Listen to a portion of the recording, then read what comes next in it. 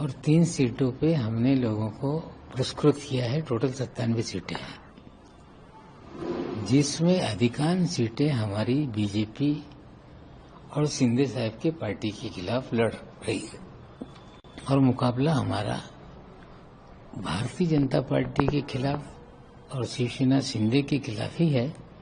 आप सीटों को देखेंगे तो लड़ाई उनसे है। लोग कहते हैं कि समाजवादी पार्टी MIM, हमारा तो जहां पे वो लड़ रहे हैं उन सीटों पे शायद 2-3 सीटों पे हम चुनाव ही नहीं लड़ रहे।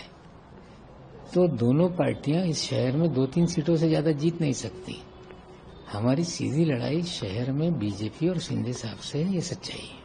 कहीं न कहीं कहा जा रहा है कि माइनॉरिटी वोट को डाइवर्ट करने के लिए इसलिए एनसीपी अलग आई है। जहां माइनॉरिटी इलाका है वहां हम चुनाव ही नहीं लड़ रहे हैं।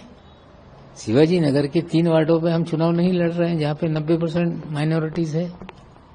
हम मदनपुरे में चुनाव नहीं लड़ रहे हैं, हम भिंडी बाजार में चुनाव नहीं लड़ रहे, हम मालवनी के जो मुस्लिम बहुल क्षेत्र है वहां पे चुनाव नहीं लड़ रहे।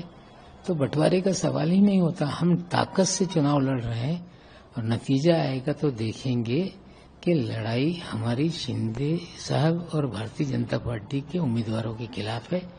जीतेगी भी हमारी सीटें वहीं।